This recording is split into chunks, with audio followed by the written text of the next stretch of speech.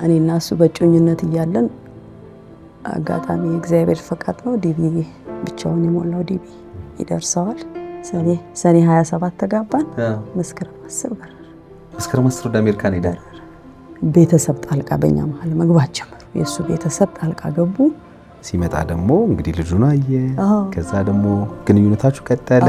አንቺንም ናፍቆ ነበር ብለሽ ከዛ በዛው ጸነሽ አረጋገጠ። ምን አይነት ብሎ እንደመጣ አላቅም። ሲያሰላስል ዋለና ከምሽቱ 7 ሰዓት ላይ ብድግ አለና ሻንጣውን ይዞ ሁልቅ ሊል ሲል አትወጣም በዚህ ሰዓት ባውሬ ልትበላ ነው። ፓስፖርት ይዟል፣ ዶላር ይዟል። ከምሽት 7 ሰዓት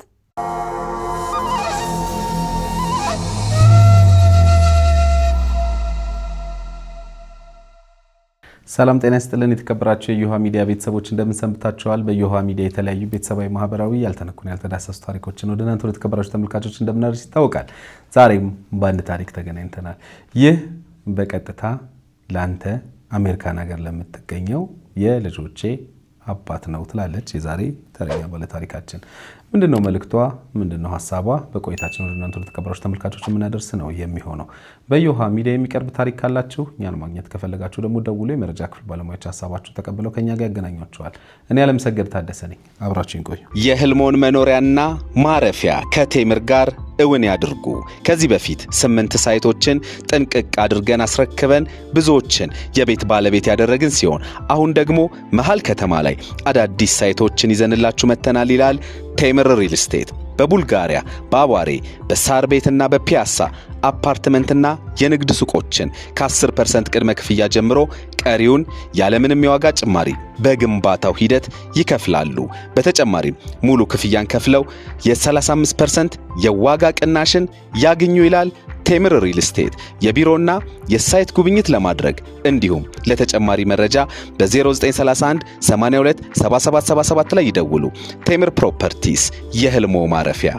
ይህ ላንተ ላንቺ ወይም ለርሶ የሚሆን ትክክለኛ መልእክት ነው። ምን አይነት የስሜት ለውጦችን እያስተናገዳችሁ ነው? የድብርት፣ የጭንቀት፣ ከሰው ጋር ያለ መግባባት ወይንስ ባለፈ ታሪኳችሁ ላይ ተከስቶ በነበረው ችግር ዛሬ እንደ አዲስ እያዘናችሁ ነው? ልብ በሉ፣ እያንዳንዱ የስሜት ለውጦች ይታከማሉ በስነ ልቦና ባለሙያዎች አማካኝነት። ስለዚህ የሚፈጠርባችሁን ማንኛውንም አይነት የስነ ልቦና ችግር ለባለሙያዎች በማማከር መፍትሄ ማግኘት ይችላሉ። በቅድመና ድህረ ጋብቻ፣ ከሱስ ከወሲብ ጋር በተያያዙ ችግሮች፣ በግል ጉዳይ፣ በድብርት በጭንቀት ውስጥ ካላችሁ፣ ሰዎች አይረዱኝም፣ እኔም ሰዎችን መረዳት አልችልም፣ ከሰዎች ጋር ዝም ላለ ጊዜ መቆየት አልችልም፣ ባለፈው ህይወቴ ላይ በተከሰተው ችግር ዛሬም እንደ አዲስ እያሰብኩት እየተጎዳው እየታመምኩ ነው፣ በትዳሬ በቤተሰብ ጉዳይም መግባባት አቅቶኛል፣ ከልጆቼ ጋር በተለይ ልግባባ አልቻልኩኝም፣ ለልጆቼ የባለሙያ እገዛ ያስፈልጋል እምትሉ ከሆነ በሀገር ውስጥም ከሀገር ውጭም ያላችሁ ኢትዮጵያውያን ልትደውሉልን ትችላላችሁ። ባለሙያዎቻችንን እዚህ በአካል በመገኘት አሊያም በኦንላይን መጠቀም ትችላላችሁ። በ0928 444 222 ላይ ደውሉልን።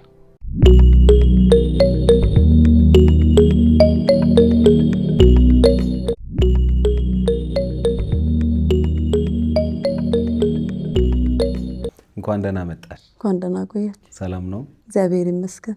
እግዚአብሔር ይመስገን። በጣም እናመሰግናለን። በቅድሚያ ታሪክሽን ልታካፊን የህይወት መንገድሽን ልትነግሪን ስለመጣሽ እኔ በተመልካቾች ስም አመሰግንሻለሁ። እኔም አመሰግናለሁ። እሺ፣ እንተዋወቅ እስኪ፣ በትውውቅ እንጀምር። እሺ፣ እኔ እመቤት ይገዙ እባላለሁ። ከሐዋሳ ከተማ ተወላጅ ነኝ። ሐዋሳ ነው የመጣሁት። እመቤት አመሰግናለሁ ስለመጣሽ።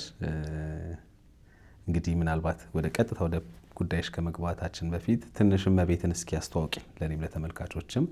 ከሐዋሳ ነው የመጣሽው? እዛው ነው ተወልደሽ ያደግሽው? እዛው ነው ተወልጄ። እስኪ ንገሪ ልጅነትሽን። አሳ እየበላሽ ነው ያደግሽው? አሳ እየበላሁ ነው ያደግኩት። ከተማ ላይ ነው የተወለድኩት። ያው ሁሉ ምዕራፌ እዛው ነው። እዛው ተወልጄ እዛው አድጌ እዛው ትዳር ተምሬ እዛው ትዳር መስርቼ ሁለት ልጆች እናት እስከመሆን እስካሁን እስካለው ድረስ አሁን ቺን 3 ወር ይሆናል ወደ አዲስ አበባ የገባሁት። እሺ፣ እዛው ሐዋሳም እንቆይና ትንሽ እስኪ እመቤት ወጣትነቷ እንዴት ነበረ? ስንተኛ ልጅ ነበርሽ? ለቤተሰቦችሽ እንዴት ነበር አስተዳደግሽ? ወጣትነቴን ያው በትምህርት ነው ያሳለፍኩት። ሀገሪቱና ከተማውን ታውቁ እንደሆነ አላውቅም። ያው እስከ 10ኛ ክፍል እዛው ነው ሐዋሳ ከተማ ነው። የትም ሀገር አልወጣሁም። እዛው ነው የተማርኩት። አንደኛ ደረጃ፣ ሁለተኛ ደረጃ እያልን ጨርሼ ያው ውጤት 10ኛ ክፍል ላይ ውጤት አነሰ። እዛ አጫጭር ኮርሶች የሙያ ኮርሶች የፀጉር ቤት የሴቶች ውበት ሳሎን እሱን እየሰራው እሱን ሰልጥኜ እሱን እየሰራው እያለሁ ነው ወደ ትዳር ህይወት የገባሁት። እስኪ እሱን ንገሪኝ። እንዴት ነው መቼ ነው ወደ ትዳር ህይወት የገባሽው? በምን አጋጣሚ ነው የተዋወቅሽው ከትዳር አጋርሽ ጋር? ከትዳር አጋሬ ጋር በሃይማኖት አካባቢ ነው፣ በቤተ ክርስቲያን የተገናኘ ነው። እሺ። በእኔ በማመልከው ሃይማኖት አንድ ሃይማኖት ነበርን። ኳየር ይባላል። ያው መዘምራን ውስጥ አንድ ኳየር ነበር። አንቺ ነው? እሺ። እሱ ከሌላ ወረዳ ከተሞች ነው የመጣው። እሱ ያው ለስራ በመጣበት እሱ፣ እኔ ግን እዛው ከተማ ተወላጅ ነኝ። ግን አንድ ቤተክርስቲያን አባል ሆነን እዛው ስናገለግል የተገናኘ ነው። እዛ ያለን ነው ጋብቻ ጠየቀኝ። ያው በጸሎት ከእግዚአብሔር ፈቃድ ተጠያይቀን እንግዲህ ተስማምተን ወደ ጋብቻ እግዚአብሔር ወደ ፈቀደው መንገድ ገብተናል። መቼ ማለት ነው? 2002 ዓመተ ምህረት 2002። አዎ። እሺ። ወደ ጋብቻ ውሳኔ ገብተን ጋብቻችን የጸናው 2002 ሰኔ 27 ላይ ነው። እንዴት ነበር ትዳር? ትዳር ጥሩ ነው። የኛ አጋጣሚዎች ብዙ ናቸው በትዳር ህይወት ላይና እኔና እሱ በእጮኝነት እያለን አጋጣሚ እግዚአብሔር ፈቃድ ነው ዲቪ ብቻውን የሞላው ዲቪ ይደርሰዋል። ዲቪ የአንድ አመት እጮኛሞችን እያለን ዲቪ ብቻውን የሞላው ዲቪ ደረሰው። እሺ። በቃ ሊሄድ ሲቃረብ ተጋባን። ዲቪው ከደረሰው በኋላ ነው የተጋባችሁት? እሺ።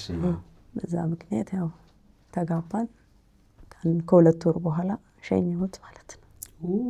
በሰርጋችሁ ከሁለት ወር በኋላ እሱ ሄደ? መስከረም 10 ሄደ። ሰኔ 27 ተጋባን። መስከረም 10 በረረ። መስከረም 10 ወደ አሜሪካ ሄደ። በዚህ መሀል ታላቅ ልጄን ቅሬት ሆንኩኝ።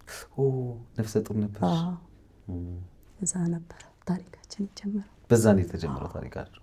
እሺ። ከዛ እንዴት ሆናችሁ? ሸኘሁት። እዚህ ቦሌ መጥቼ ሸኘሁት። በቤተሰብ ሁሉም ሆነን ሸኘ ነው። በሰላም ደርሶ ስራውን ጀመረ። ያው ያቅ ነበር እርጉዝ እንደሆንሽ? ቼክ አድርገን ሄደው ያቅ ነበር እና እዛው ነው ስንከታተል እሱን በስልክ ያው ስንገናኝ ነበረ። ሰላማዊ መንገድ ኖርን እስከ ልጄንም እኔንም ናፍቆኝ ከ2 ዓመት በኋላ ያው መጣ፣ ሊያየን መጣ። ሊያየን በመጣበት ሁለተኛውም ልጅ ወዲያው ጸነሰ። አሁንም አረጋግጦ ለ2 ወር ቆይቶ ሄደ። 2005 ላይ ማለት ነው።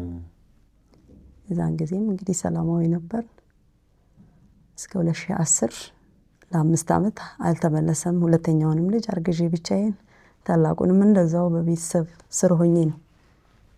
ቤተሰቡና ቤተሰብ የሆነው ነው እኔን ስተዳደር የነበርኩት። እንግዲህ አንድ አጎት አለን ያጋባው የሱ አጎት ማለት ነው። እሱ አጎት እጅ ነው ጥሎኝ ሄደው። እሱ ነው በተከራየውበት ቤት ኪራዬንም በሱ አካውንት ቀለቤንም እሱ ሰውዬ ነው የሚያስተዳድረኝና ልጅም ናት ሴትም ናት ብሎ በሱ ሰውዬ ነበር ባጎቱ ነበር የሚያስተዳድረኝ የቆየሁት። ስቲል ነው ማለት ነው። ማለት ባልና ሚስት ናችሁ እናንተ? ባልና ሚስት ሆነን የሚያስተዳድረኝ አጎቱ ነው። ያው ገንዘቡን በማኔጅመንት ላይ ያለውን ገንዘብ ታጠፊ ነበር አንቺ? ከመነሻም የለውም እንጂ መቼ ከመነሻም በእኔ አካውንት እያስገባል ነበር። የሆነ ጊዜ ሲሆን ነው እንጂ የቀለብ ምናምን ቋሚ ነገር በወር ለምንድነው እሱን ጠይቆኝ መጀመሪያ ላይ ያው እኔም ብዙም እውቀቱ የለኝም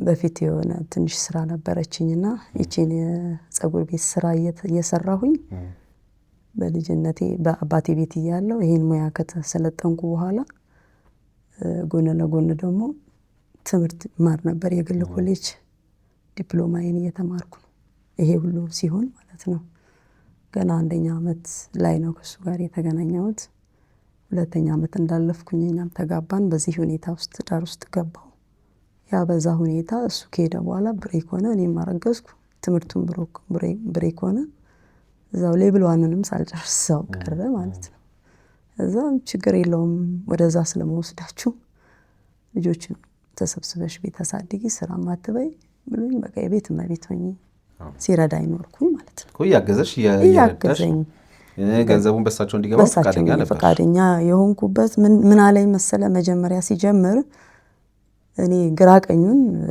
ክፉን ደጉን ያው ትዳር ላይ ፍቅር ላይ ያለ የተባልከው ነው መስማውና ለቤተሰብም ለሌላ ጉዳይም ስለምልክ በዚህም በዛም ላንቺም በዛም ከምልክ ባንድ አካውንት ገብቶ ከዛው ወሰዱ አለን በቃ እኔ ቅንነት ውስጥ ስለነበረ ሽብዬ ተስማማው በአፍ ነው እንጂ ህጋዊ ነገር ምናምን አይደለም ያለኝ በቃ ባጎቴ አካውንት ይግባና ከዛው ወሰዱ አለን ከዛ በየወሩ ይገባልኛል ምንም አይጎልብሽ በሰዓቱ የሚሰጠኝን ያክል ማለት ነው ይብቃኝም አይነስም የሰጠኝን ነው መቀበለው ይለያያል መጠኑ አዎ ያው በየአመቱ ኑሮ ሲጨምር መጨመር መቀነስ የለም መቼም ኑሮ ሲጨምር መጨመር አለበት አይደል በሚጨምር ሰዓት ይጨምርልኛል እየጠየቅኩ ማለት ነው እንዲህ ህክምና ሲኖር የልጆች ህክምና ሲኖር የቤት ኪራይ ጨመረ ሲባል ካንዱ ወደ አንዱ ሲቀየር ቤት ሲጨምር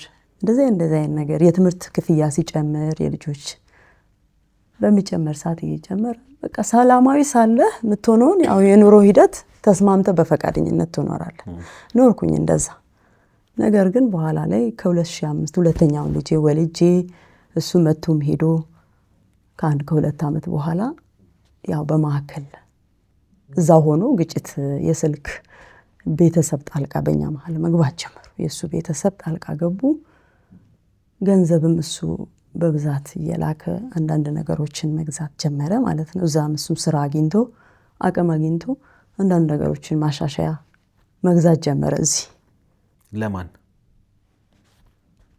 በእኛ በጋራ ስም አንድ መሬት ገዝተናል አዋሳ ከተማ ላይ በኔና በሱ ወላጆቹ ጋርም ደግሞ እንደዚህ የኑሮ ማሻሻያ ስለነበረ ይገዛል በቃ ይሄ ሰውዬ ነው ማኔጅ የሚያደርገን ሁላችንንም ማለት ነው እና እንደዚህ አይነቶችን ነገሮች ያደረገ ከፍ ያለ ሲመጣ ያው ሰይጣንም ክፉ ነው አይደል በቃ ወሬዎችን እነሱ መጥፎ ወሬዎች መንገር ጀመሩ ምን ብለው እንደሚነግሩት እኔ አላውቅም ከኔ ጋር ግጭት ተጀመረ ድፍን በሆነ ነገር ይሄ ነው ተብሎ ሊታየኝ ቅድም ምን አልሽኝ የመጀመሪያው ልጅ ጸነሽ አሜሪካን ሀገር ሄደ ከዛ በኋላ ወለድሽ ይጠይቃል ያው በስልክ ይጠይቃል ከዛ በኋላ ከሁለት አመት በኋላ እንግዲህ የመጣ ሲመጣ ደግሞ እንግዲህ ልጁን አየ ከዛ ደግሞ ግንኙነታችሁ ቀጠለ አንቺንም ናፍቆ ነበር ብላ ከዛ በዛው ጸነሽ አረጋገጠ ሄደ አሁን ከዛ በኋላ 5 አመት አልመጣም ብለሽኛል 5 አመት አልመጣም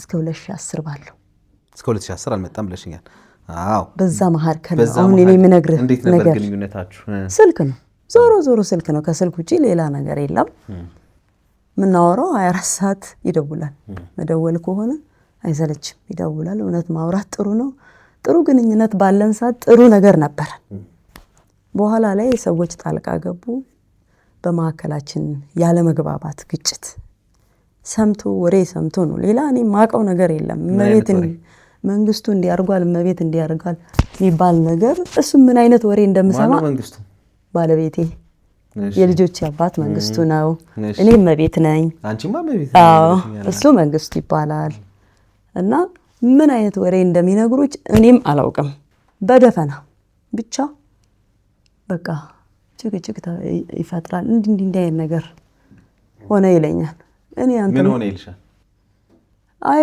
ከቤተሰቤ ጋር ለምንድን ነው እንደዚህ ማትሆኙ ይለኛል። እሱ ወስዶ የሚያገናኘኝ ከቤተሰቡ ጋር ነው። በቃ የንግግራችን መንስኤ ሁሉ ምን አሉሻለሽ? ቤተሰቤን እናቴን ለምን አታከብሪም? ትጣያለሽ እንጂ ትጋጫለሽ ከነሱ ጋር? ከየት አምጥቼ? እነሱ እናት ገጠር ነው የምትኖረው፣ ወንድም እህት እኔ ፈቅጄለት ይምጡ ከተማ ብዬ እነሱም ተከራይተው እዚያው ሐዋሳ ከተማ ይኖራሉ። ሊማሩ ነው የመጡት። እኔ ነኝ እሱ ፈቅዶ አስፈጭላቸው ሲል አስፈጭቼ እኔ ነኝ ያደራጀዋቸው። ቤት ተከራይ ብዬ ማለት ነው። ይለወጡ ይደጉ ብዬ ቤታቸው ሄጄ ገጠር እናታቸውን እየጠየቅኩ በቃ ቤተሰባዊ ነገር በቅንነት ሰዓት ሁሉ ነገር ታረጋለህ። በፈቃደኝነት ወድጄ ሁሉንም ነገር በፈቃደኝነት ከሱ ጋር ተመካከሬ ሳረቅ ቆይቻለሁ። በኋላ ላይ ያው እንግዲህ እነዚህ ንብረቶች ከመጨማመር እየተገዙ እዛም ገጠር ያሉ ነገሮችን የገጠር መሬቶችንም እየጨመረ በሄደ ቁጥር በቃ እሱ እና እኔ መካከል አንድ ይሄ ገንዘብ የያዘው አጎትየው ምን እንደሚነግረው እኔ አላውቅም። ግልጽ የሆነ ነገር የለም። ግን በቃ በሆነ ባልሆነም ጭቅጭቅ ነው።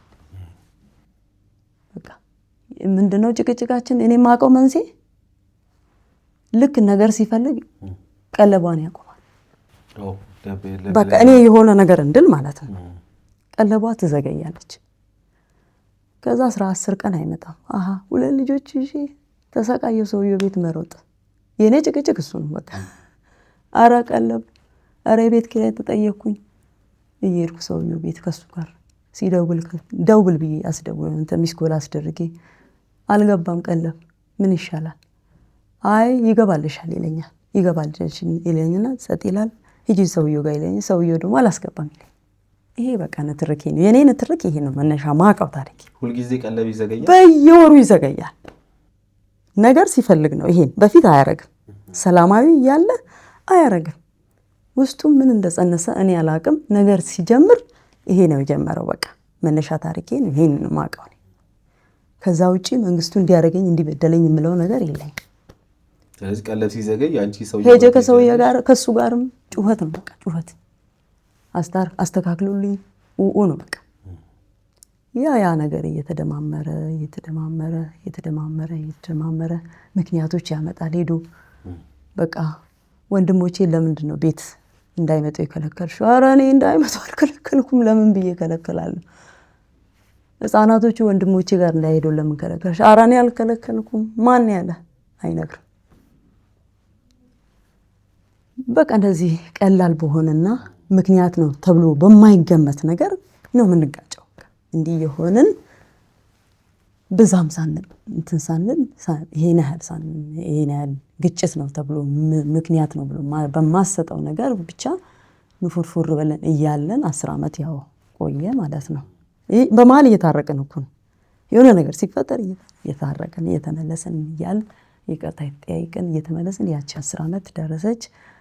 2010 ስትደርስ መንግስቱ ወይ በቤት ኪራይስ እስከ መቼ እንቆያለን? አሁን እዚህ ጋር ከተማ ላይ አንዳንድ መሬትም ገዝቷል። አሁን የኑሯችን ሁኔታ ቀጣይ ህይወታችንን እንዴት እንምራው? አንደኛ 3ኛ ሰዎች በማዕከላችን እየገቡ ነው፣ እያሻከሩን ነው። እንዴት ይሻላል? መተህ ብንወያይ አይሻልም ወይ ብዬ ተማጸንኩት። በቃ በፍጹም ልቤ ምንም እሱ ላይ ቂምም ምንም ሳልይዝ እባክህና እንመካከር ብዬ አሳመንኩት። እግዚአብሔር ይስጠው መጣልኝ። ተዘጋጅቶ ማለት ነው። ለ1 ዓመት ተዘጋጅቶ እመጣለሁ። ተዘጋጅቶ መጣ። ያው እንደዛ ስንጋጭ አባቶች ይገባሉ። አባቴ ወላጆቻችን ገብተው ነው የሚያስታርቁት፣ በስልክ ማለት ነው። ግጭቶች በተፈጠሩ ቁጥር ወላጅ ነው የሚገባው።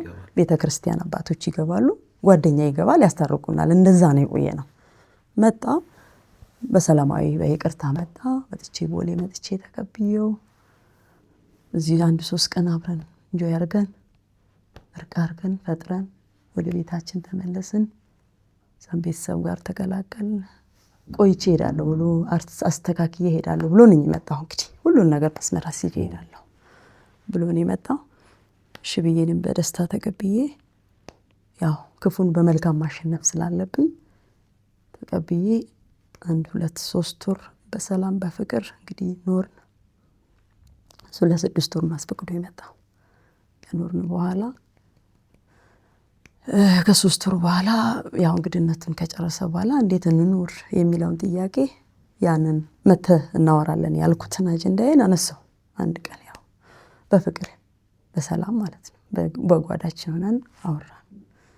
መንግስቱ ወይ እንዴት እናድርግ ባለፈው የተባባልነውን ጉዳያችንን ዲስከስ እናርግና እኔ እናንተን መፍትሄ ያለ ለልጆቻችን ለህይወታችን እኔ እናንተን ተመካክረን ነገሮቻችን ማስተካከል ምንችለው እኛ ነን፣ ማንም ሶስተኛ ወገን አያስፈልግም ብዬ ነው የጠራውክ። ስለዚህ አክብረ ስለመጣህ ማመሰግናለሁ። ነገር ግን ምን እናርግ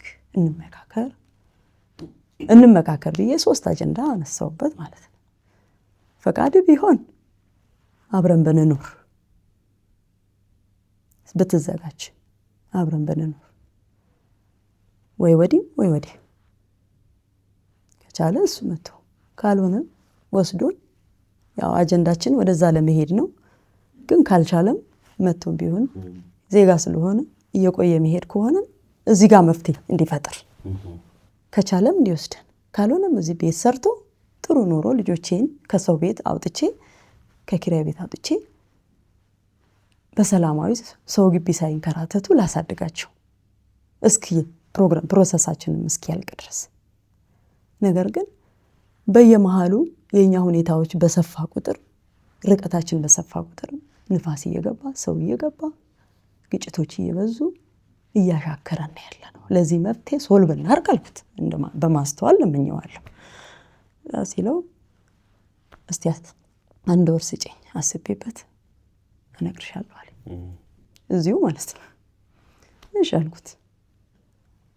1 ወር ውስጥ እሱ ከቤተሰቦች ጋር ከራሱ ቤተሰቦች ጋር ከሚያማክራቸው ሰዎች ጋር ሊማከር ነው አለ። ያቺ 1 ወሯም ደረሰች። ምን አልክ? እየጠበኩ እኮ ነው። ምን አልክ? ምን ወሰንክ አልኩት። አይ አስቤበታለሁ፣ አውርቻለሁ። አሁን አንቺ የምትይኝን ምንም ነገር አልተዘጋጀሁበትም ማለት ምንም ነገር ከቻልኩ ከሄድኩ በኋላ ቤት ሰራልሻለሁ። ወደዛ የምትሄዱበት ሁኔታ ከ10 ዓመት በኋላ ሊሆን ይችላል። እንዴ ነው ያለኝ። እውነቴን ነው የምልህ። እግዚአብሔርና እኔ አለን፣ እሱ አለን፣ ሶስታችን። እግዚአብሔር በሰማይ ያያል፣ እኔና እሱ ጓዳ አለን። ያወራነው እቺን ነው በቃ። አስቤ አሰላስዬ ቤት ለመስራት ተዘጋጅቼ ያልመጣሁ እናንተንም ለመውሰድ ደግሞ አልተዘጋጀውም። አንድ 10 ዓመት ከዚህ በኋላ እዚህ መቆየት አለባችሁ። ለምን? ልጆች ማደግ አለባችሁ። 1-2 ልጅም እንጨምራለን አለኝ። ነው ይሄ ነው ሐሳብ። እሺ እንደዛም ከሆነ መጠለያ ያስፈልገናል። ለሚወለደውም ልጅ ለተወለደውም ልጅ። የሚገርም አንድ ክፍል ነው የምንኖረው ሐዋሳ ከተማ ውስጥ በኪራይ ቤት ውስጥ ህዝብ በበዛበት ውስጥ አንድ ክፍል ውስጥ ከራይቼ ነው። የሚሰጠኝ ቀለብ 2000 ብር ናት። የቀለብ ብር የትምህርት ቤት ክፍያ የአጎቱ ይከፍላል። ለኔ በእጅ የምትሰጠኝ 2000 ብር የኢትዮጵያ 2000 ብር። በዛ እስከ ረጅም ዓመት ልጆቼን ያሳደጉ ተቸግሬ ኖርኩ። በጣም ተቸገርኩ። የቤት ኪራይ ኑሮ እየናረ 2 ልጅ ይዤ ማህበራዊ አለ። ትላንትና የተወለድኩበት ያደግኩበት ማህበራዊ ስንት ማህበራዊ በቤተ ክርስቲያን ቤት በዚህ ገንዘብ እንዴት ኑሮ ይለወጣ? ወይ ስራ ለስራ ታሰርኩ በሁሉም ነገር። በቃ ተጨነኩኝ ማለት ነው። እባክህን ብዬ ለመንኩኝ። በቃ እባክህን እና ሁሉን ነገር ዘግተህብኝ እንዴት ነው እንደዚህ የምኖረው? እንዴት ነው የምኖረው? እባክህን አንድ ነገር መፍትሄ ፍጠርልኝ። እና ሞራሌ ወደቀ። ከጓደኞቼ በታች ሆኜ አንተ አሜሪካ ነህ እየተባልኩ 2 ልጆቼን ይዤ ከቤተሰቤ እየተቀበልኩ እንዴት ኑር? እባክህን አልኩኝ። እባክህን አስተካክለልኝ። ሰዎች የሚሉትን አትስማ። እኔ እናንተን ነው በእግዚአብሔር ያገናኘን፣ እኔ እናንተን ነው እንጂ ይህን ቤተሰብ እኮ ኃላፊነት የሰጠህ እግዚአብሔር ነው። ይህን ቤተሰብ ሳታስተዳድር ለሌላ ሰው ለጎንዮሽ ሰዎች የረዳ የአንተ ልጆች ተርቦ ተቸግረው ሲኖሩ ከአንተ በላይ መፍትሄ ማን አለ? እባክህን ብዬ ለመንኩኝ። በቃ ስመለስ ብሎኝ በዚህ ሁኔታ ላይ በቃ ምንም መፍትሄ ሳይሰጠኝ በቃ በምክክሯ ቀን ማለት ነው እንትን አለ። ኋላ ያቺ መሬት ያልኩክ ፕላኗ አሁንም ይሄ ሰውዬ የገዛውና ፕላኗ ሰውዬው ቤት ናት። ፕላኗንም ቢሆን አምጣልኝ አልኩት። ምንም መፍትሄ አልሰጥ ሲለኝ ማለት ነው ፕላኗን አምጣልኝ። እኔ ልጆች ይዤ አንተም ተሰባሪ እኔም ተሰባሪ፣ እንዴት ለሶስተኛ ወገን ንብረት በሰው እጅ ኖሮ እንዴት እኔ እናት እኮ ነኝ፣ የልጆች እናት ነኝ። እንዴት በማን ስም ነው የነበረው? በጋራ ያለውን የሚያስተዳድረን ሰውዬው ስለሆነ እሱ ቤት አስቀመጠ። የገዛው እሱ ነው፣ በቤቱ አስቀምጧል። እኔ ሰው ነው ሊክደኝ ይችላል፣ ስለዚህ አምጣ አልኩት። ሌላም ደግሞ የገበሬ መሬት ሁለተኛ የገዛ ነው አለ። እሱን ደግሞ ምን ያደርጋል? ገዢው ሰውዬው እጅ ውል ሳይፈራረም ይቆያል። ያንንም ውል እንፈራረም። እኔ ልጆች ነው ያዝኩት፣ እኔም አንተም ሸክላ ነን። ልጆቻችን እንዴት እኛ በህይወት እያለን ልጆችን የሚያክል ነገር በእጄ ይዤ እንዴት ንብረት ማስተዳደር እኔ አልችልም? ይሄንንም ማስተካክልልኝ አልኩት። በቃ እቺን ጉዳይ ለምን አነሳሽ? እቺን ጉዳይ ለምን አነሳሽ? ከኔ ጋር አንጃ ግራንጃ ጥል ቀንቺን ተነጋገርን። ማታ ምን አይነት ውሎ እንደመጣ አላቅም። ሲያሰላስል ዋለና ከምሽቱ 7 ሰዓት ላይ ብድግ አለና ሻንጣውን ይዞ ሁልቅ ሊል ስል አትወጣም በዚህ ሰዓት ባውሬ ልትበላ ነው። ፓስፖርት ይዟል፣ ዶላር ይዟል። ከምሽት 7 ሰዓት ቤተሰቦቹ አጎቱ ያለበት ቤት የትና የት ወደ ሪፈራል ነው። እኛ ያለ ነው አዲሱ ገበያ፣ ሰውየው አጎቱ ያለው ሪፈራል ስለ ጫካ ነው። ታክሲ የለም ምን የለ። በዛ ሰዓት ምን ሊደርሰው ይችላል? አትሄዳትም ብዬ ያስኩት። ተነስቼ ብድግ ብዬ ከጎኔ ነበረ ኦፍ እያለ ተኝቶ ጋለና ሻንጣ ይዞ ሲወጣ ልብሱን ያስኩ። ተከትዬ አትወጣትም ብዬ ቁልፉን ይዤ ሊገለኝ ደቀኝ ብሎ ሊገለኝ አንዴ ቱቦ ወይም በቦክስ ሲለኝ ለቀኩ። እዛ በሩን ከፍቶ ላጥ ሄደ።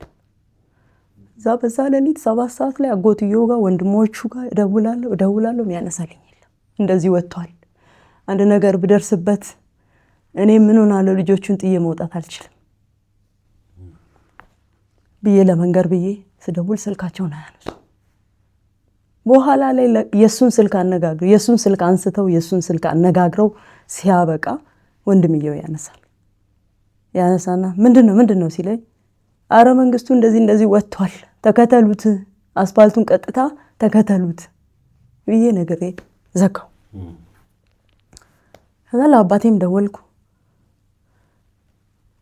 ያለቀስኩ አደርኩኝ። ይሄ እዚህ ጋር የመታኝ ቱቦዬ ላይ የመታኝ ምታይ መሰለ። ከዛ በኋላ አዙሮኝ ስንት ሰዓት ሙሉ ድቄን የተነሳሁትና ከዛ በኋላ ደወልኩት። እሱ መሀል መንገድ ላይ አግኝቶት አጎቱ ተቀብሎት ወደ ቤቱ አድርሶት መኪና አለው ሰው ሞተር አለው ሰውየውና መኪናም አለው። በሞተር ነው መተው ግን የወሰደው። ደውሎለት ተጠግቶ ወሰደው። እዛው ጥፍት ስልክ ዘጋ። ጠዋት ብደውል አያነሳም። ወደዛ ቤተሰብ ብደውል ቤታቸው ቢሄድ አናቅም አሉ። ያጎትየውን ያለውን ሁኔታ ነገርኩ። በዛ ሌሊት እንደዚህ አርገሽ አባረሹ አለ። እግዚአብሔር ያውቃል፣ እኔ አባረሪዋለሁ፣ እግዚአብሔር ያውቃል። እሺ አሁንም ቢሆን ያለውን ነገር መክራችሁ ወደ ቤት መልሱት ብዬ ነግሬ መጣሁ። 3 ቀን ጠበቅኩ። በቤተ ክርስቲያን አባቶች በሚቀርባቸው አባቶች ነገርኩ። ሄደው እስካለበት ድረስ የተደበቀበት ስልኩ አጎቱ ፔንሲዮን አለ። ይሄ ሰውዬ አጎቱ ፔንሲዮን አለው ከተማ ላይ ነው። ከተማ እዛ ስር ስልኩን ዘግቶ ቁጭ አለ። እዛ እንዳለ ምን ያላቅም ለኔ አሁን ስላወኩ ከዛ በኋላ ስላወኩ ነው እንጂ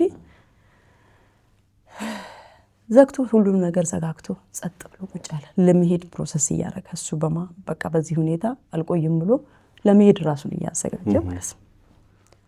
ጊዜው የ1 ወር ጊዜ ሲቀረው ማለት ነው የመሄጃ ጊዜ የ1 ወር ጊዜ ይቀርባል። እዛ በዚህ ሁኔታ ውስጥ በቃ ምን ይሻላል? በዚህም በዛ ሰው ሲያናግረው መልስ የሚባል ነገር አይሰጥም። ሁለተኛ ዳግመኛ እሷ ጋር አልመለስም ባይ ነው። አባቴም በስልክ ቢደውል ስልኩን ዘግቶ ማንንም ማነጋገር ፈቃደኛ አይደለም። ቢሉ 3-4 ቀን ቆየው። ይሄ ነገር ከባድ ነው፣ ሳይወጣ ሁሉ ነገር መስተካከል አለበትና ሴቶችና ህፃናት ጋር ሄጄ አማከርኩ። እዛው በታቦር ክፍለ ከተማ ሴቶችና ህፃናት ጋር ምን ይሻለኛል? እንዲህ አይነት ነገር ተፈጥሯል፣ እንዲህ አይነት ነገር ሆኛለሁ። አሁን ግን ያለውን ቦታ አላቅም፣ ግን ከሀገር ውስጥ አልወጣም አለ። ምን ይሻለኛል? ሰው ቤት ነኝ ያለሁት፣ ስራ የለኝም፣ ምን መሆን አለብኝ? እነዚህን ህፃናት ናቸው፣ 5 ዓመት 3 ዓመት ናቸው የዛኔ። ምን ሆናለሁ? ግራ ገባኝ። ቤተሰቦቹም መፍትሄ ሊሰጡኝ አልቻሉም። ስለዚህ ፍርድ ቤት ፋይል ይከፈት፣ ለልጆቹ የቀለብ የመኖር ሁኔታ አስተካክሎ እንዲሄድ ይደረግ፣ ከመሄዱ በፊት እንትን ይደረግና መሄዱ ይስተጓጎልና መልስ ሰጥቶ እንዲሄድ ይደረግ የሚል ነገር ሀሳብ ሰጡኝ። ፋይል በእነሱ ጠበቃ፣ እነሱም ጠበቃም ሰጡኝ። ምንም ገንዘብ የለኝም ብያለሁ፣ ቤትም ቤት ነኝ። እነሱ ደገፉኝና ጠበቃም ራሳቸው አቆሙልኝና ፍርድ ቤት፣ ከፍተኛ ፍርድ ቤት፣ ሐዋሳ ከተማ ከፍተኛ ፍርድ ቤት ፋይል ተከፈተ። ምን የቀለብ ከዛ ለሱ ደግሞ እንዳይሄድ ጉዳዩን ሲጨርስ ወይም መስመር አስይዞ ጉዳዩን አስተካክሎ እንዲሄድ መፍትሄ ሰጥቶ እንዲሄድ እስከዛ ድረስ ከሀገር እንዳይወጣ የሚል ወረቀትም ወጣለት፣ ቀድሞ ማለት ነው። ያ ትእዛዝ ወጥቶ እዚህ ኢሚግሬሽን ከገባ በኋላ ነው ፋይል መጥሪያ ለሱ ይወጣለት። ለዛ ተደረገ። በአንድ ሳምንት ውስጥ ሁሉ ነገር በቃ ሯሯጡ፣ የልጅ ጉዳይ ስለሆነ እዛ ተስተካከለ። እዚህም አምጥቼ ኢሚግሬሽን ላይ አስገባ ወረቀት። እሱ ለመሄድ ለካ አሁንም የተስተካከለ ጭራሽ አዲስ አበባ መጥቷል። መጥሪያ ለመስጠት ደግሞ ግራ ገባኝ። የት ልሂድ? አሁን ተፈልጎ ባጎትየው 2 ጊዜ መጥሪያው ተመልሶ ፍርድ ቤት ለ3ኛው ዙር ተገኘ። እዚህ ነው አጎቱ በኒሲዮን ነው ተባለ። ተገኘበት በፖሊስ ሄደው መጥሪያ ተሰጠው። ቀለብ ጥያቄ ነው፣ ሌላ ምንም አይደለም። አስተካክሎ እንዲሄድ ቀለብ ጥያቄ። በዚህ ክርክር ላይ የቀለብ ጥያቄ የልጆች ማሳደጊያ አስተካክለ እስከምትሄድ ድረስ ቀርበ መፍትሄ ስጥ የሚል ነገር መጥሪያ ደርሶት መጥሪያ ተቀበለ። ከዛ በኋላ በቃ ከዛች ጊዜ በኋላ ያ እሱ ያደረገው ነገር ምንም አልታየውም። የልጆች ኃላፊነት ሳይሰማው ጥሎ መሸሸጉ ሊሄድ ለጠፋ ያለው ነገር አልታየውም። እቺ መጥሪያ ለምን ተሰጠች ነው። ከዛ በኋላ በቃ ሰው ሳይሆን አጋንንት ነው የሆነብኝ። ጠበቃ አቆመ። ያ መጥሪያ እዛው ይሄ የኢሚግሬሽኑ እንትን እዛው እያለ ሳይነሳ በምን መንገድ ሾልኮ እንደወጣ ጠፍቶ ያቆመውን ጠበቃ ግለሰቡ በሌለበት አልቆም ብሎ እሱም እዛው ቀረ። መቼ ማለት ነው? 2010 እሺ 2010 እሺ። ሄደ ከሀገር አልሽኝ? ሀገር ወጣ። ሲጠየቁ ኢሚግሬሽኖች በቴክኒክ ስህተት ሊወጣ ችሏል የሚል ወረቀት ነው ለፍርድ ቤት የሰጡት። እዛ ተቋረጠ። ከዛ በኋላ ማይጠየቅበት አካልም ስለሌለ እኔም ስለ ሕግ ብዙ አላውቅም፣ ተቀረ ማለት ነው። ከዛ በኋላ እስከ 2013 ድረስ ዝግ ሁሉም ነገር። ትምህርት ቤቱም ዝግ አልነበረ። 2011 ነበረ ብጥብጥ ነበር። 11 እና 12 ትምህርት ቤት ደግሞ ተዘጋ በኮሮና ምክንያት። ኮሮና ነው የምትይው? እሺ በኮሮና ተዘጋ። 11 ላይ በግጭቱ ተዘጋ ሐዋሳ ላይ። እሺ አይተህ እንደሆነ 11 እና 12 ሐዋሳ ሁለቱንም አመት በኮሮናና በግጭት ሙሉ ነው የተዘጋው። ሙሉ ተዘግቶ 2 ዓመት ትምህርት የለም። 2 ዓመት ትምህርት አላገኙም ልጆችና በዛ ሁኔታ የትምህርት ሁኔታ በዛኔ ምንም እንትን አልነበረም። በ13 ይፋ ተደርጎ ሲከፈት እኔ መንግስት አባቴ ቤት ተጠግቼ ነበር ስኖር የነበረው እና የመንግስት ትምህርት ቤት አስመዘገብኩና እኔም ቤቴ የነበረውን እቃ ሶፋዬን፣ ቴሌቪዥኔን ምን ሽጬ እቺ ሙያ አለችኝ አላልኩም ፀጉር ቤት የሰፈር ፀጉር ቤት በአንድ ማሽን ከፈትኩ እና ልጆቼን በቃ የሱን ነገርም ትቼ እግዚአብሔር የሚያደርገውና ያለው ያልኩ እየጸለይኩ ዝም አልኩ። ቤተሰቦቹ እዛው ዙሪያ እያዩ ነው ዝም ያሉት አትጠጓት ተብሎ ማለት ነው። ሄድኩ ጮኩ የሚሰማኝን አጣው ታውኩ። እሱ ካልፈቀደ ምንም ነገር አናደርግልሽም በሚል እንቢ ያሉኝ ታውኳቸው። ወደ ኑሬ ጀመርኩ። 2013 እንደዛ ልጆቼ ይፋ ሆኖ ትምህርት ቤቱ ሲከፈት ትምህርት ቤትን አስመዘገብኩና የመንግስት ትምህርት ቤት ተመዝግበው 2 ወር ከተማሩ በኋላ ሽማግሌ ላከ። ምን ብሎ አስተምራቸዋለሁ፣ በድያቸዋለሁ፣ ይቅርታ አላቸዋለሁ አለ። በስልክ ሽማግሌዎችን ልኮ የአካባቢም የቤተሰብም የቤተ ክርስቲያንም ተቀላቅለው መጡ። አስታረቁን። በስልክ ታረቀን። እኔ የምፈልገው ዋና ልጆቼን ማሳደግ አለ። እሺ ብዬ ይቅርታውን ተቀብዬ በስምምነት ልጆች ለማሳደግ ማለት ነው። ትምህርት ወደ ግልት ወደ ካስገባውበት አስወጥቶ ወደ ግል አዞረ። እሺ የልጆቼን ጥቅም ትምህርቱን ከጀመሩ በኋላ ነው የሆነው። አዎ ከ3 ወር በኋላ ህዳር ላይ ነው። ህዳር ላይ ደግሞ ሌላ ትምህርት ማለት ነው ወደ ግል ትምህርት ቤት እሱ መጣ ተመለሰና እሱ ሲመለስ ወደ መንግስት ከመንግስት ወደ ግል ሄዶ ማለት ነው። እዛ እንግዲህ ልጆች በማሳደግ ሂደት ላይ ተስማምተን ሌላውን ነገር ሳይነካ 2014 ላይ በአመቱ መጣ ማለት ነው። እያስተማርኩ ያለ እሱም እየከፈለ የቤት ኪራይም ጨምሮልን 5000 ብር አድርጎልን የቤት ኪራይም ቀለብም አንድ ላይ 5000 ብር አደረገልንና በ5000 ብር እየኖርን መጣ። እኔ ያቺ ስራዬን ያው ድጎማዬን እየቀጠልኩ ባለኝ ነገር እሱ በሰጠኝ ልጆቼን ያው ስንቃቸውን እያሰርኩ እየላኩ ክፍያ ደግሞ እየከፈለ እኔ ስንቁን እየቻሉ ለዛ ኖርን። 2014 መጣ።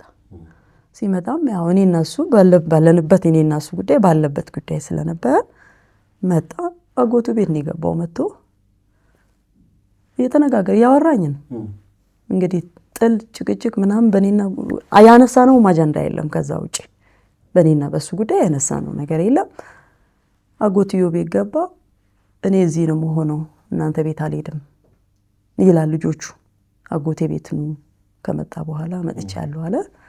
ልጆችን መላክ ትችያለሽ? ኧረ ችግር የለውም ችግር አለ። የገዛ ልጆችን ማን ይከለክላል?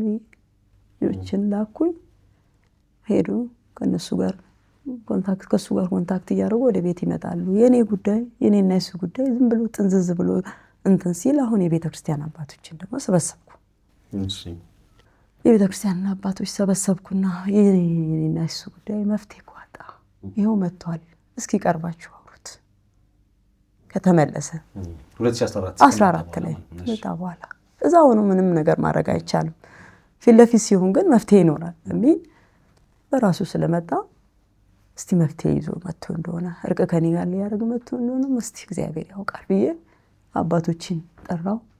የሱን ቤተሰብም በድያቸዋለሁ ብዬ ማለት ነው። ማለት እነሱ የሚሉት እሱን ፍርድ ቤት ለምን ከሰሰች?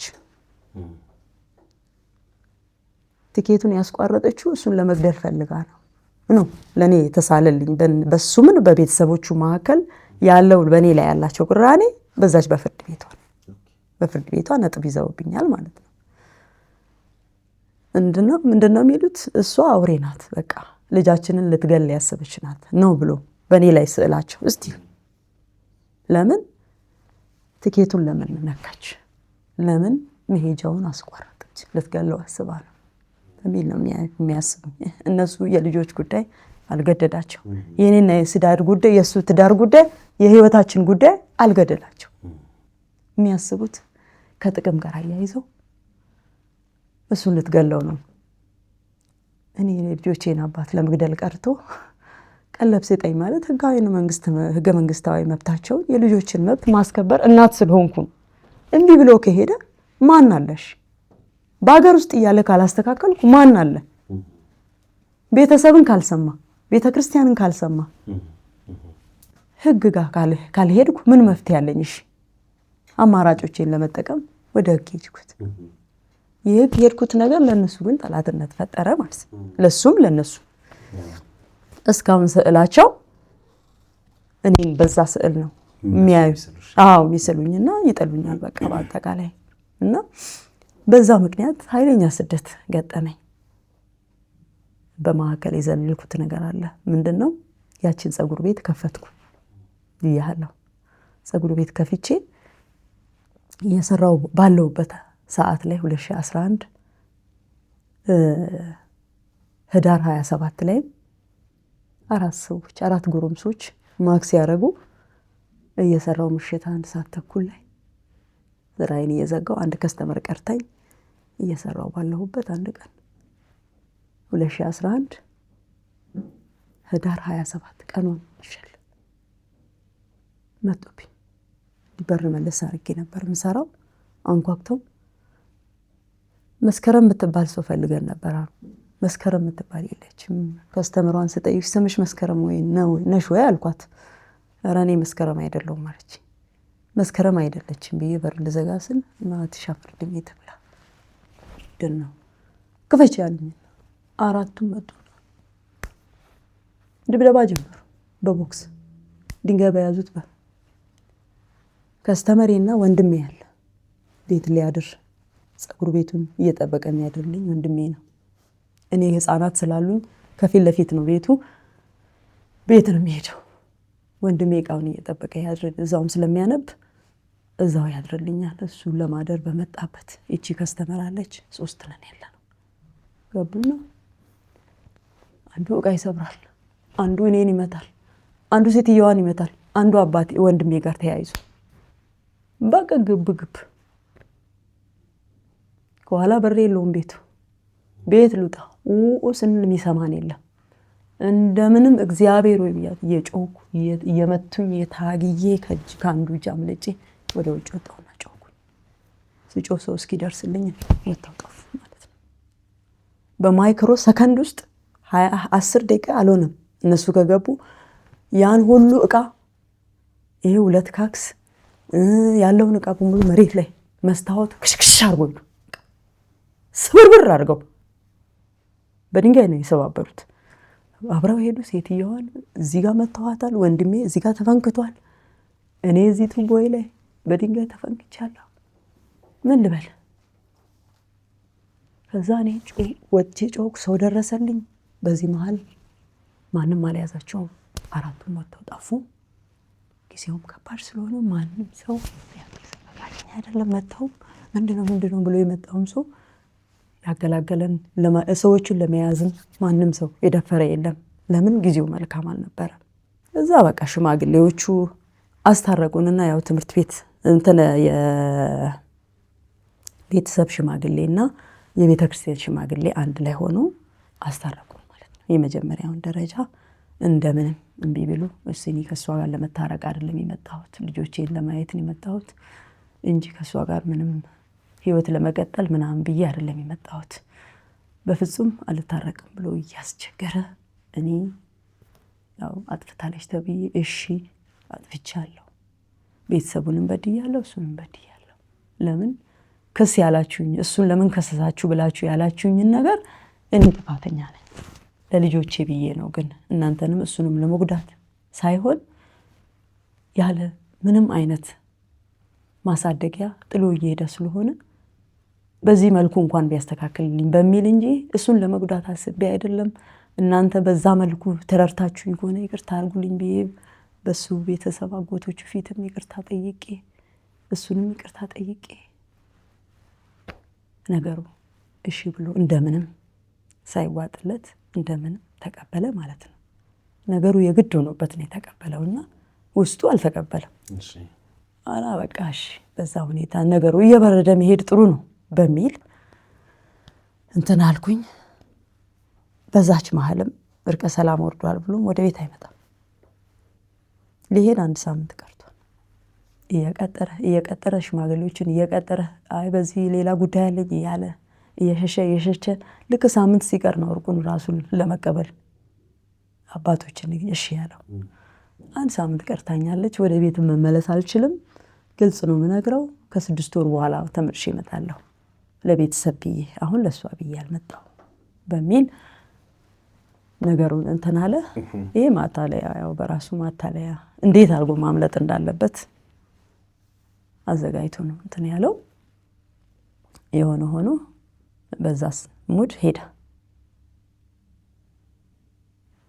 በዛ መሃል ብዙ ነገሮችን አድርጓል። ለካስ እሱ ባጎቱ አካባቢ ያከማቸ የነበራቸው ንብረቶች አሉ። እኔ አላውቅም እንግዲህ በእኔ እውቅና ምንም የተካሄደ ነገር ስለሌለ መጠየቅ አልችልም። አሁን ሌሎች ይሄ የገበሬ መሬት አብረን የገዛ ነው ያልኩህንም በወንድም ስም ቀይሯል። እቺ ሌጋል የሆነችዋ ፕላኗን ብቻ የዛን ቀን በሽማግሌዎቹ መሃል ተቀብያለሁ። ያቺ ብቻ 160 ካሬ አለች። ከዛ ውጪ ምንም ነገር የለም። በዛ ሁኔታ ላይ ያለን ጥሎ ሄደ። ምንም እንዲህ ነው እንዲህ አይነት ሳይለኝ ማለት ነው ጥሎ ሄደ። እንደሄደ ከ3 ወር በኋላ እንደምንም እንደ ልማድሽ ፍርድ ቤት ተከሽኛለሽ ብዬ ነው እንጂ እኔ ካንቺ ጋር ልታረቀረ ልጆች ተስማምተን እናሳደግ ከፈለግሽ አንቺ ጋር ምንም እርቅ የለኝም ማለት ችግር የለውም።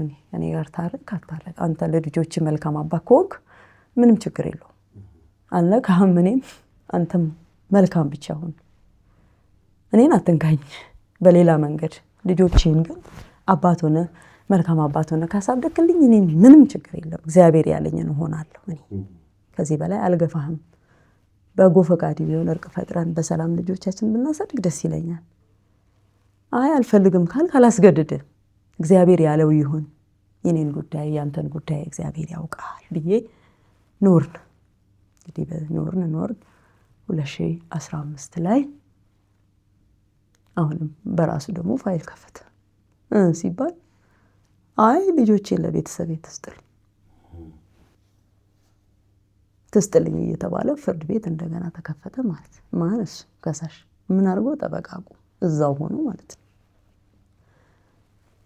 እኔ እንግዲህ ከተውኩ በኋላ እሱ ጀመረ ማለት ነው 2015 ላይ እዛ ቀረብኩኝ ሲባል ልጆች ለወላጆቼ ነው የሚለው። እንግዲህ ህጉ ምን ይላል? እኔ አሳዳጊ የወላጅ እናት እያሳደግኩ ባለሁበት ለዛውም በክፍተት ባልተሞላ ነገር እያሳደግኩ የቀለብ ጥያቄ ባልተመለሰበት እያሳደግኩ እያለው ይሄው ጥያቄ ለኔ መጣ። እንግዲህ ልጆቼን ህጉ ምን ይላል? እኔም ለማንም አሳልፌ አልሰጥም። በህይወት እስካለው ድረስ ጤነኛ ነኝ፣ ሰርቼ ልጆቼን ያሳደግ የሱ ድጎማና ማሳደጊያ እግዚአብሔር ካስገደደው ይስጥ፣ ካላስገደደ ደግሞ ህግም የሚያስገድድበት መንገድ ካለ በዛ መንገድ እሄዳለሁ። ካልሆነ ልጆቼን እኔ ለሶስተኛ ወገን አልሰጥም። ይሄ ፍርድ ቤት ተከራከርኩ። ፍርድ ቤት ልጆቹን አቀረበ። የት መኖር ትፈልጋላችሁ ተባሉ። ልጆቹም ማናችንንም አላዳሉም፣ ምላሽ ሰጡ። አባታችን አሜሪካ ነው የሚኖረው፣ እናታችን ኢትዮጵያ ናት ያሳደገችን፣ እስካሁን ከኛ ጋር ያለች እናታችን ናት። አባታችን ወደ ራሱ ወስዳለሁ ካለም እሱንም እንፈልገዋለን። ሁለቱም አብረው ቢኖሩ ደስ ይለናል፣ ምስማሙ ደስ ይለናል። ግን ካልተስማሙ ወደሱም ካለን እሺ፣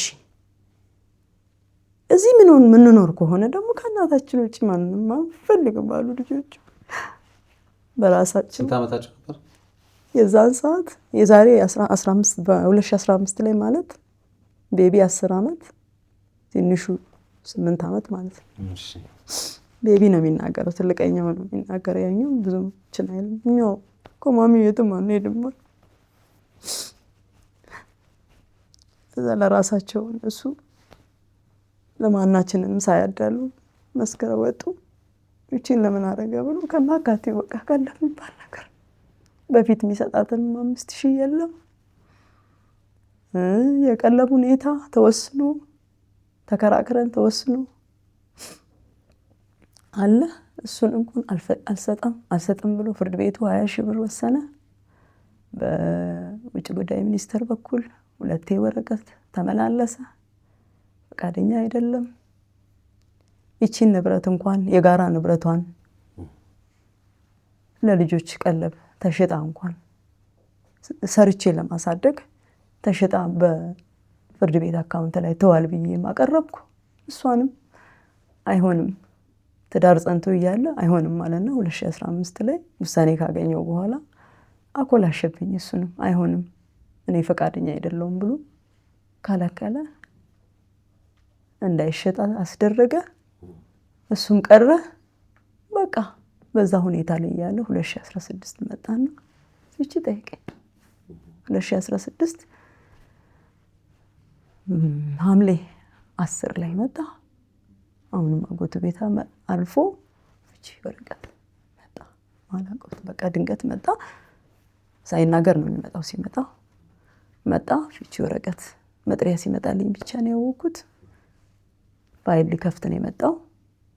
2 ሳምንት ያህል ቆይቶ ፋይል ከፍቶ አንድ ቀን ነው ልጆችን አባቴ ጋር ደወለና ልጆችን ሊያቸውና እሷን ፍቺ ላርግ መጥቻለሁ፣ ልጆችን ሊያቸውና መሄድ ፈልጌ ነው፣ ሰላም ብያቸው ልሂድ፣ ትፍቀድልኝ ጋሼ ልጆችን አገናኘኝ አለው። አባቴን ማለት አባቴ የዋህ ነው፣ የእግዚአብሔር ሰው ነው፣ አገልጋይ ነውና ምንም በዚህ ነገር ውስጥ በእኔና በሱ ነገር ውስጥ አይገቡም እነሱና እርቅ ከሆነ ሰላም ከሆነ መምከር እንጂ ምንም እኔንም እሱንም ደግፈው ማናቸውም አይገቡም። የሱ ቤተሰብ ናቸው የሚያባሉን እንጂ የኔ ቤተሰቦች አይቀላቀሉም በዚህ ጉዳይ ላይ እና ታው ልጄ ከማለት ውጪ ፋዘር ብሎትም አያውቅምና አሁንም እሺ ብሎ ከኔ እጅ መንግስቱ መጥቷል ልጆቹን ላግኛቸው ብሏልና ላገናኛቸው ብሎ እሺ ችግር የለውም እኔ እኮ መቼ ከለከልኩት፣ ኧረ ውሰድ ራሱን መጥቶ ቢወስደኝ ምንም ችግር የለውም ብዬ አባቴ መጥቶ በሞተር አደረሳቸው። እሱ ያለበት የሆነ ሆቴል ቁጭ ብሎ ጠራው። አደረሳቸውና ከሱ ጋር ተገናኙ። ያመጣላቸውን ልብስ ምናምን አለበሳቸው።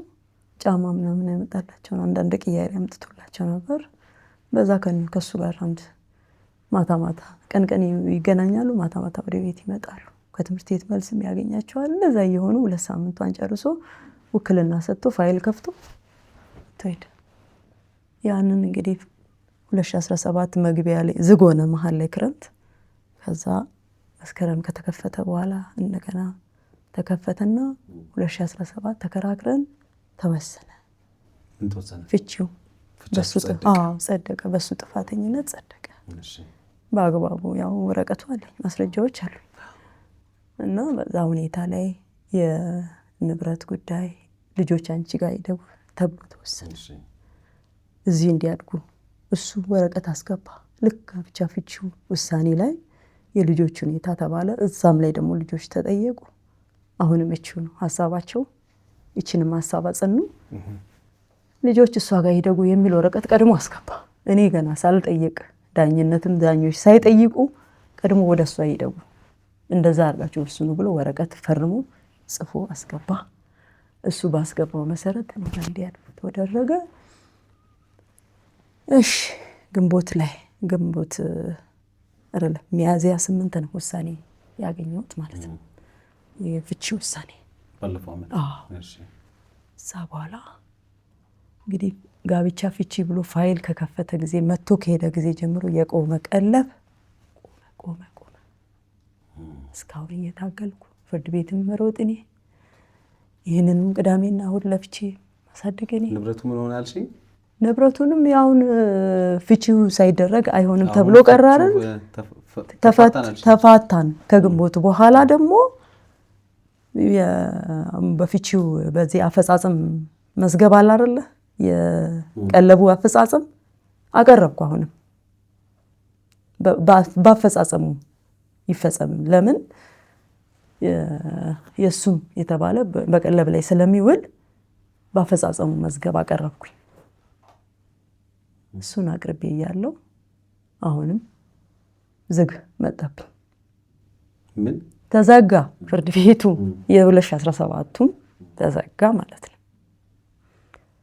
እዛ ከተከፈተ በኋላ አሁን ጥቅምት 30 ላይ ስጠይቅ እንትን ሲቀርብ አያይዤ የቀረበውን ነገር በቀጠሮ ነው ያለው። በቀጠሮ ቀን ቀርቤ እንትን ስል ይሄ በጋብቻ ፍቺ ካልሆነ በስተቀር ሄደሽ ፍቺ እንትን በንብረት ክርክር ክፈቺና ነው እንጂ በአፈጻጸም መዝገብ በዚህ ማስወሰን አይቻልም የሚል ምላሽ ሰጡኝ ማለት ነው ክልል ፍርድ ቤቶች። ህግ አካሄዳለሁ ራሱ አካሄዳለሁ። ጠበቃ አለኝ። ጠበቃው እኮ ነው እየጻፈልኝ አይደል የሚሄደው። መልሳቸው ይሄ ነው። አሁን ልጆች ስንት ዓመታቸው ሆነ? 14 ዓመት 12 ዓመት 14 እና 12። ለመጨረሻ ጊዜ መቼ ነው ልጆቹን ጋር የተገናኛችሁት? አንድ ላይ ልጆቹን ያገኘው እሱ ለዚህ እኔ ለፋይል በመጣበት መቼ ማለት ነው? 16 2016 ክረምት ላይ ፋይል ከፍት መጥቶ አሁን ልጆች ይጠይቃሉ፣ ማግኘት ይፈልጋሉ። ይኸው በእኔ ስልክ አገኛቸው። እኔ እሷ የምትባል ሰው ባይኔም አላይም። በእሷ ስልክ አላገኛቸው ባይ ነው። እንደምንም በማህበራዊ ሚዲያም ቢሆን በሰው ስልክም ቢሆን አባ አግኘን ይላሉ። አባ ለምንድን ነው ዝም ያልከን ይላሉ። እኔ ስፈልጋችሁ አገኛችኋለሁ። እናታችሁን እስከ መረጣችሁ ድረስ እሷ ጋር እንኖራለን እስካላችሁ ድረስ እሷ ታዋጣችሁ። ችግር ሲጠብሳችሁ አባቴ የምትሉኝ ቀን ትመጣላችሁ። እስከዛ ድረስ አልፈልጋችሁም፣ እንዳትውሉ እንዳትነጉ የኔን ስልካል። ከዛ ለምን እንደዛ ትላለህ? ከዛ በደወለበት ለምን እንደዛ ትላለህ? ልጆች እኮ ያንተ ናቸው፣ የጋራ ናቸው። በልጆች ጉዳይም የሚያጣላ ነገር አለ እንዴ? ለምን ትላለህ? በቃ አይመለከትሽም እሱ። ከዚህ በኋላ ይታቀኛለሽ ከኔ ጋር ማውራታችን።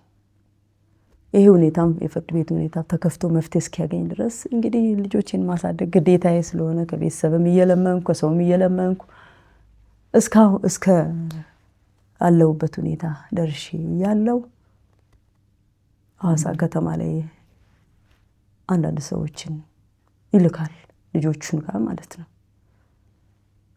ውጡ ከሷ አምልጡ የሚሉ ሰዎች መንገድ ላይ ከትምህርት ቤት ይምጡ ከቤተ ክርስቲያን ይምጡ መንገድ ላይ አግኝተው ልጆችን ሰላም ከለከሏቸው። ኑ እንሂድ፣ አባታችሁ እኮ ሀብታም ነው፣ ወንድሞች አሉ፣ የሱ ወንድሞች ሌሎችም እነሱ ማያውቃቸው ሰዎች መንገድ ላይ እያናገሯቸው ልጆችን እያሳቀቋቸው ሰላም አሳጧቸው። ሌላ አካሄድ ሄዶ ማለት ነው። በምን አካሄድ እየመጣ እንዳለ አልገባኝም። እኔ እንደገና ደግሞ አንዷ ሴትዮ ለኔም ደወለችልኝ። የነሱ አክስት ነኝ ትላለች። የነሱ አክስት ያልሆነች ሴት አክስት እኔ የነሱ አክስት ማላውቃት የለችም። እንግዲህ 15 ዓመት በትዳር ተብዬም ቢሆን ኖሬያለሁ። ከአሜሪካን ሀገር መጣሁ ትላለች። ልጆችሽን ፈልጊያቸው ነው አገናኝ አለች። ቀጥታ በስልክ ደውላ ማለት ነው። ስትለኝ አንቺ ማነሽ? አይ አንቺ አታውቂኝም እና ለማታውቂኝ ሰው አክስት ነኝ ብትይኝ እኔ እናት እኮ ነኝ። አቆሽዋል? እኔ እኮ እናት ነኝ። ማን የላከሽ? መንግስቱ የላከው። ምን ብሎ? አይ እንደዚህ ልጆቼን ከእሷ ጋር ተፋትቼ ስለነበር ልጆቼን አላገናኝም አለች። እኔ አላገናኝም አላልኩም። ይደውል በእኔ ስልክ። እኔ እናት ነኝ። ከእኔ የሚበልጥ ማንም የለም፣ ከሱ የሚበልጥ ማንም የለም። ለማስታረቅ ነው። ምን አይነት ዓላማ ይዘሽ ነው የመጣሽው አልኳት። አይ አስታርቃቸዋለሁ፣ ምስታስታርቂም ከሆነ እናያለን። አንቺ ግን ማነሽ አልኳት ደጋግሜ። አይ እንደዚህ ነኝ። ዝብርቅርቅ ያለ ነገር ተናገረች ማለት ነው። እንትን የኬሌ ስም ትጠራለች። በቃ አላገናኝሽም፣ መገናኘትም አትችይም፣ አላገናኝሽም። በሌላው መንገድ በህግ አግባብ ላይ ነኝ።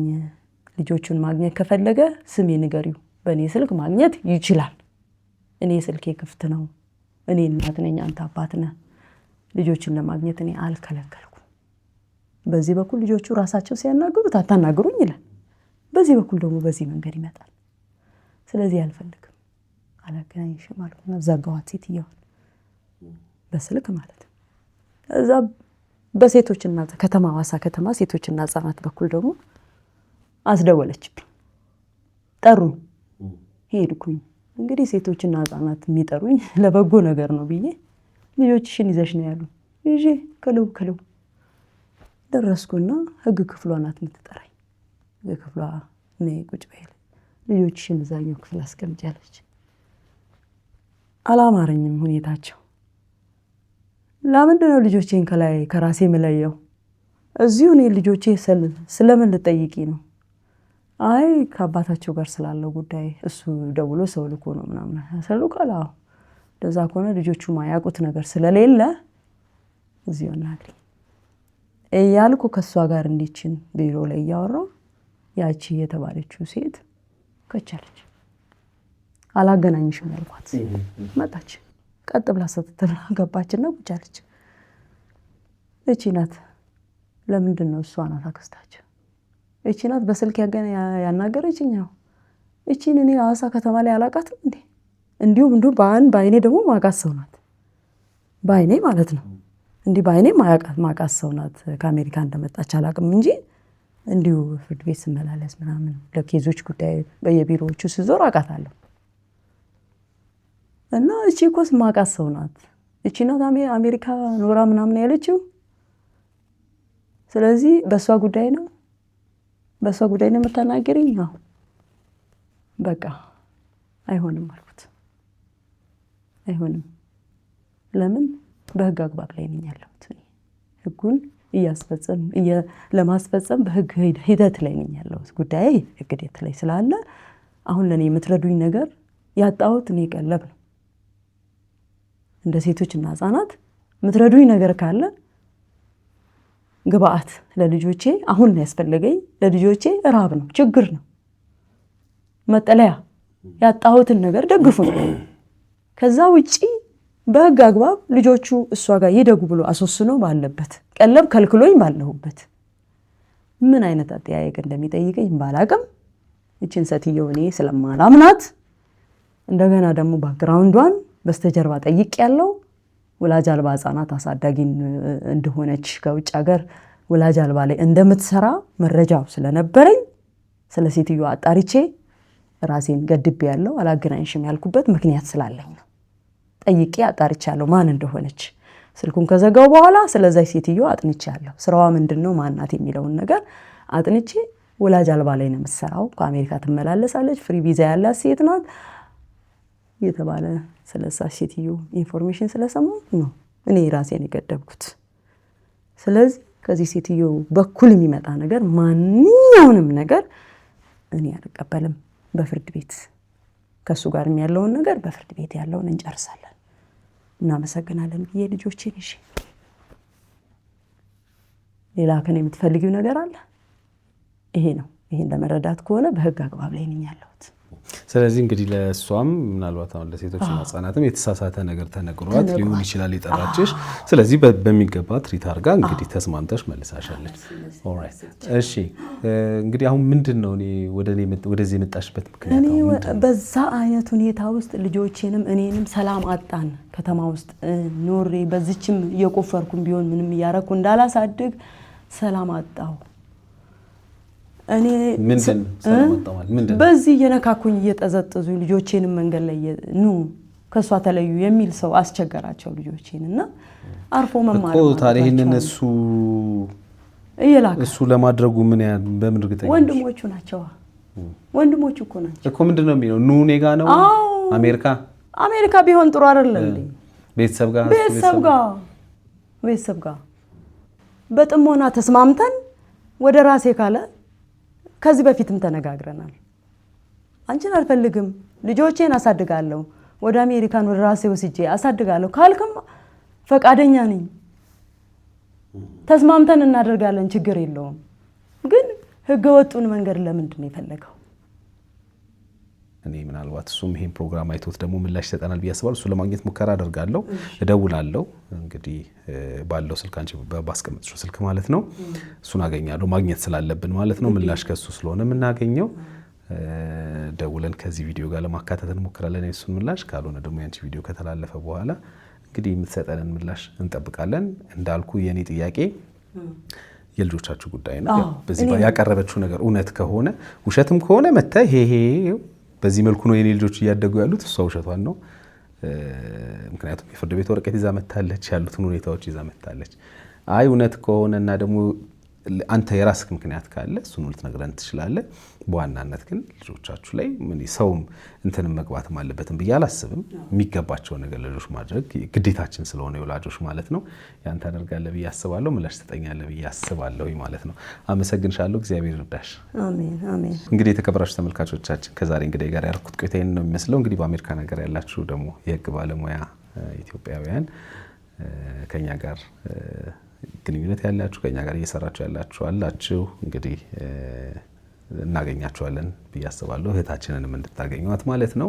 በዋናነት ግን የዚህ ችግር መፍትሄ ያለው እንግዲህ ባለታሪካችን እየገለጸች ያለችው ራሷን ላይና የልጆቹ አባት ላይ ይሄ በቀላሉ የሚፈታም ይመስለኛል። እውነት ለመናገር ቅንነቱ ካለ ያን ያክል የከረረ ጉዳይ መሆን አለበትም ብዬም ስለማላስብ እናንተ እንደ ትልቅ ሰው የነበራችሁበት ነገር ታውቃላችሁ። ከዛ በኋላ ያለውንም ነገር ታውቃላችሁ። በቃ የልጆች ጉዳይ ላይ ግን የጋራ የተሻለ ውሳኔን መወሰን በጋራ ስለሚሻል ያን ያህል እንትኑስ መግባቱ ተገቢ ነው ብዬም እኔ አላስብም። ይሄ የሰማሁት የእሷን ታሪክ ነው። በአንተ በኩል ያለውን እውነታ ደግሞ ስሰማ ለህዝብ አደርሳለሁኝ።